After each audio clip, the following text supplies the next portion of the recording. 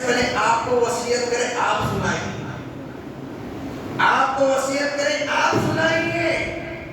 تو عبد القادر جیلانی رحمۃ اللہ علیہ نے سب سے پہلے جو جملہ کہا، آپ نے کہا لا تشرک باللہ، اے میرے بیٹے اللہ کی ذات میں، اللہ کی صفات میں کسی کو شریک مت ٹھہرانا۔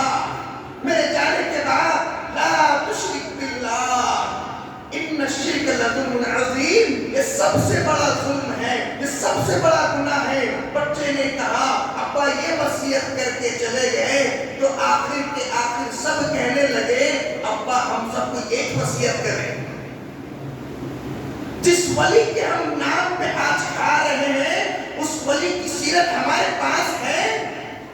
ارے بھائی فرض تو فرض، آپ کی تاریخ میں لکھا ہوا ہے کبھی تہجد کی نماز نہیں چھوٹی۔ علامہ شیخ عبد القادر جیلانی رحمۃ اللہ علیہ اتنے ولی، اتنے بڑے متقی تھے، اتنے پرہیزگار تھے، لوگوں نے آ کے دعوت دی، حضرت دعوت قبول کر لیجئے، حضرت میرا طعام قبول کر لیجئے، میرا کھانا قبول کر لیجئے۔ حضرت نے کہا تیرا کھانا نہیں کھاؤں گا۔ اب مسجد کے امام صاحب کی اتنی ہمت کہ تم دعوت دو ہے میرے کھانا چل بول سکتے ہیں؟ لوگاں پھر کہا آپ نے کیا امام نے کہا کہ موسیٰ بھی ایسا ہمارے اندر کوئی ہمت نہیں ہے، ہم اتنے پہنچے ہوئے ہستی ہے ہی نہیں۔ علامہ شیخ عبد القادر جیلانی کہنے لگے میں تیرا کھانا نہیں کھاؤں گا۔ نکلنے سے حضرت ناراض ہے، میں ناراض نہیں ہوں، اگر یقین نہیں ہے تیرے چاول پکنے کے بعد، تیرا سالن پکنے کے بعد تھوڑا سا لے کر آ۔ چاول تیار ہو گئے، پکوان تیار ہو گیا، تھوڑا مختصر سالن، تھوڑا مختصر کھانا، آپ نے کہا میرے رومال میں ڈال۔ جس کی دعوت تھی انہیں جو ہے رومال میں ڈالا۔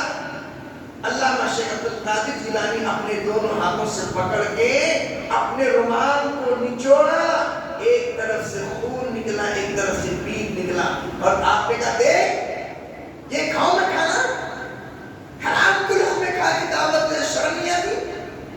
اور آج ہم سمجھتے ہیں سود کا پیسہ، انٹرسٹ کا پیسہ لے کے آج ہم جو کام کرتے، ہم سمجھتے ہیں کہ اصالہ ثواب کے نام پہ کھلا دو ثواب ملے گا، کوئی ثواب نہیں ملے گا۔ سب سے پہلے اگر ایک آخری بات بتاتا ہوں، ہماری نسلوں کو اگر دین کی تعلیم صحیح دینا چاہتے ہو، حرام کا کاروبار چھوڑو، سود کا کاروبار چھوڑو، انٹرسٹ کا کاروبار چھوڑو، اللہ تمہاری نسلوں کو نیک جنید بغدادی کیسا بنائے گا، خواجہ معین الدین چشتی کیسا بنائے گا۔ ہماری نسل کو ہم دیکھنا چاہتے ہیں